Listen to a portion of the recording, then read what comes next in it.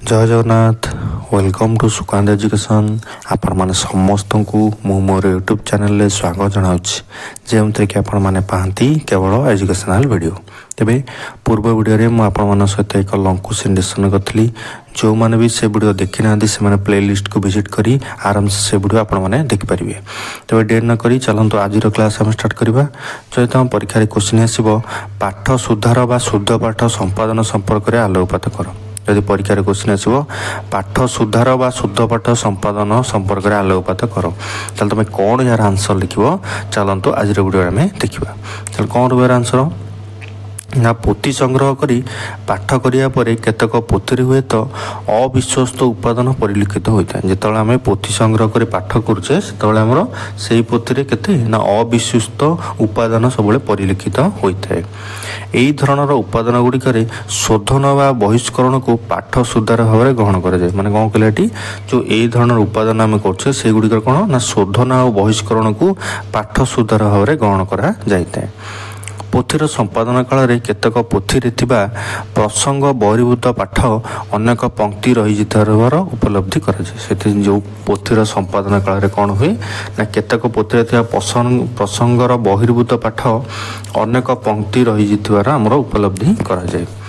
यही धरणर कार्य पुनर्लिखित जनित त्रुटि को बाहर कर दि जाए। माने यही धरण कार्य कौन कराए ना आम जो पुनर्लिखित माने आउ थे जो लिखिबार जनित जो त्रुटि को धीरे धीरे बाहर कर दि जाए। पाठ सुधार समय शुद्ध पाठ निर्णय पर विस्तृत गुरुत्व आरोप देवाक पड़ता है। जिते आम पाठर सुधार समय शुद्ध पाठ निर्णय उपर आमको किछिटा कौन ना विशेष गुरुत्व देवाक पड़ता है। ना से शुद्ध पाठ हम केमती प्रख्यात आलोचक हल पोथी पाठरे केते गोटी प्रमाद संपर्क उल्लेख कराई। जड़े किए समालोचक अच्छा पाठरे कौन ना केते प्रकार प्रमाद संपर्क आलोकपात कराई। कौन ना पोथी पृष्ठार परिलिखित भ्रम एगुड़िक निराकरण व्यवस्था पाठर विलोप्ति एवं पाठर संजान प्रभृति विचार होउछि प्रमुख प्रमाद।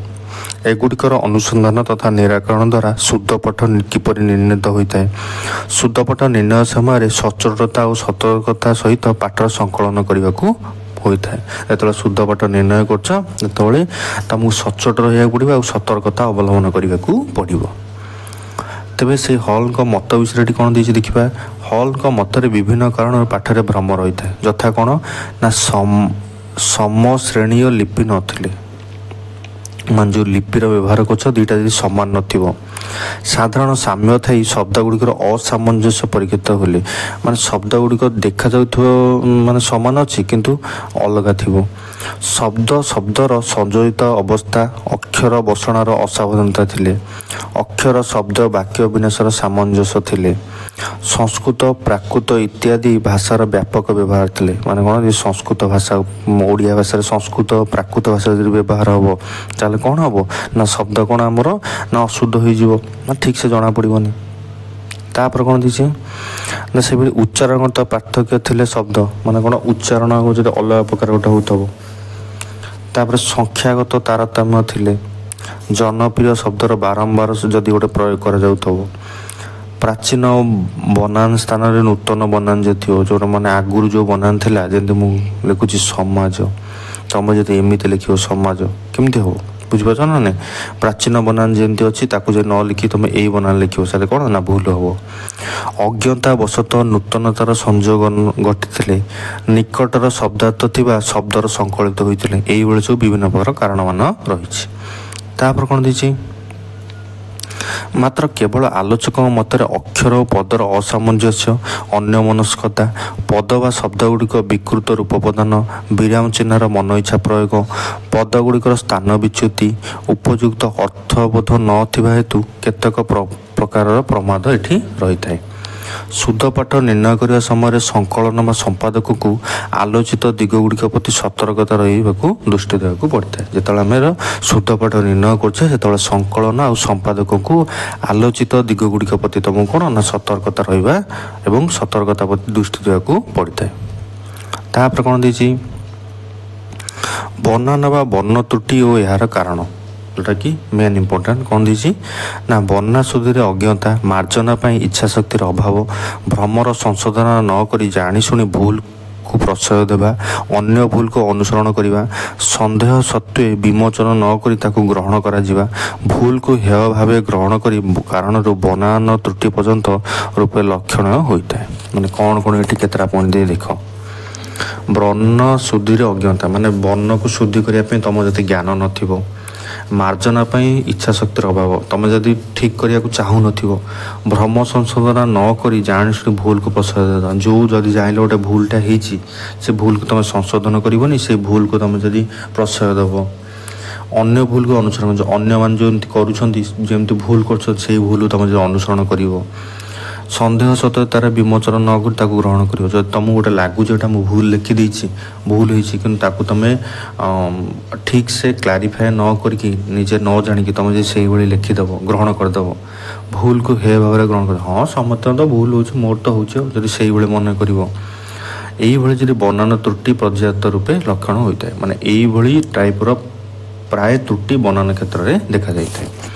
अनेक समय भाषा साहित्यर अध्यापक, विशिष्ट भाषाविद, संपादना, लिखनकारी, मुद्रकार, स्तंभ लेखाकृत अज्ञात हेतु शाब्दिक विन्यास यार बनान रसरे त्रुटि दर्शाती। माने कौन यही सबू के जन लोक जो साहित्यर अध्यापक, विशिष्ट शिक्षाविद, संपादना, लिखनकारी एमाने कौन ना से शाब्दिक विन्यास यार बनान रसरे केतक त्रुटि दर्शाती। यही अज्ञात हेतु शाब्दिक विन्यास और यार बना रसरे त्रुटि दर्शाती।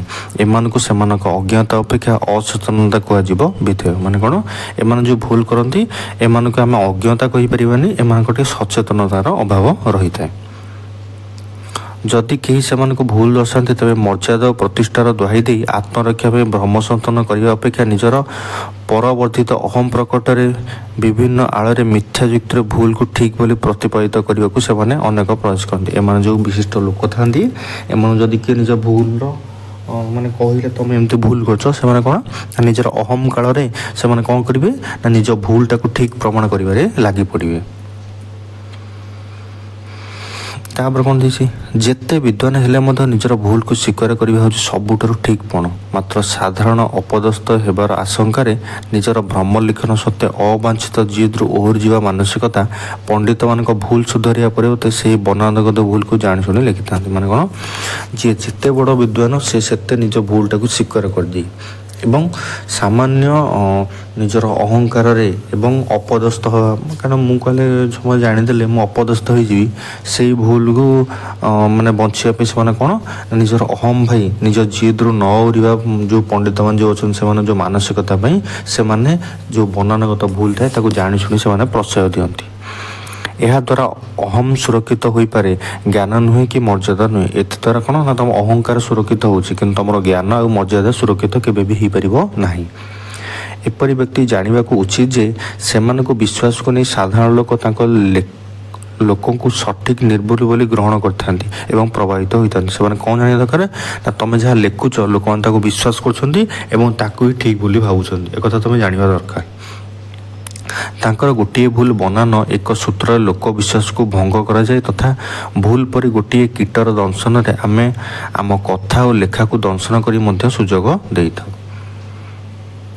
कथा जानिया दरकार लोक मान विश्वास तुम लेखा पर रोच तुम ताकू न जानी जेमती लिखले कौन हम जाणी शुणी बनानगत भूल करवा, भूल को ठीक करी साधारण को विभ्रांत करवा, व्याकरण नियम को उल्लंघन करी ताकू ठीक बोली प्रमाणित करने को अଯौक्तितार आश्रय नेबा एवं भाषा साहित्य समाज यह गोटे कौन हम ना घातक कार्य हम। ये जो भूल तुम कर कौन ना आम भाषा साहित्य और समाज गोटे कौन ना गोटे घातक कार्य।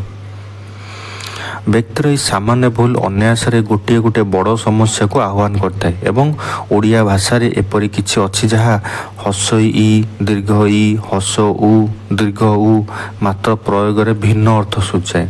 यही सब क्षेत्र में कौन भिन्न अर्थ सूचाए विषय आम जानी। यार सठिक वाक्यगत प्रयोग व्यक्ति को वार्ता देवाई उद्दिष्ट थिबारु मात्रागत भ्रम ए वार्तार बाधक आनी थाए और बुझामणा को कौन करता है ना गोटे प्रतिकूलमुखी करिथाए। तापर कौन दी धरा जाऊ कूल और कूल प्रथमटी नदीकूल अर्थर और द्वितीयटी वंश अर्थर प्रयोग कर समय जान जदि बनान बेले लिखा जाए नदी कूल बुड़ाई देला ତେବେ ଏହାର ଅର୍ଥ ହେବ କ'ଣ ନା ନଦୀରେ ବନ୍ୟା ଜଳ ଦ୍ୱାରା କ୍ଷତିଗ୍ରସ୍ତ ହୋଇ କୌଣସି ଲୋକ ବା ଲୋକର ବଂଶ ନାଶ ହେଲା। ମାତ୍ର ଏହାପରେ ବ୍ୟକ୍ତିଗତ ବା ବାକ୍ୟଗତ ଅର୍ଥ ପ୍ରକାଶ ପାଇଁ ଏହା ଉଦ୍ଦିଷ୍ଟ ନଥିଲା। ବନ୍ୟାର ଭୟଙ୍କାରିତା ନଦୀ କୂଳ ବୁଡ଼ାଇଲା ଅର୍ଥାତ୍ କୂଳ ଲଙ୍ଘନ କଲା ଅର୍ଥ ନେଇ ଏହା ବିବୃତ ଥିଲା। ମାନେ ଏଇଭଳି ଯେଉଁ କୂଳ ରହୁଛି ଏଇ ଦୁଇ ଜଣଙ୍କର କୂଳ ଅଲଗା, ଏଇଟା ହେଉଛି ନଦୀ କୂଳ, ଏଇଟା ହେଉଛି ବଂଶ, ସେଇ ବିଷୟରେ ଏଠି କହିଛି। ତାପରେ ଅତି ସୁନ୍ଦର ଏକ୍ଜାମ୍ପଲ୍ ମଧ୍ୟରେ କ'ଣ ବୁଝେଇଥିବ ଦେଖିବା। ଅର୍ଥାତ୍ କୂଳ ବା କୂଳ ଶବ୍ଦର ଗୋଟିଏ ସାମାନ୍ୟ ମାତ୍ରାଗତ ଭ୍ରମ କେତେ ଭୟାନକ ସମ୍ବେଦନଶୀଳ ହୋଇପାରେ ତାହା ଏକ ଗୋଟିଏ ମାତ୍ର ଉଦାହରଣରୁ ଅବଧାରିତ। ଏଇ ଯେଉଁ ଉଦାହରଣଟା ମୁଁ ତୁମମାନଙ୍କୁ କହିଲି ସେ ଉଦାହରଣରେ ଏଇ ଦୁଇ ଜଣଙ୍କ ଭିତରେ ଯଦି ଟିକେ ଫରକ ହେଇଯିବ ତାହେଲେ ଦେଖ କ'ଣ ହେବ।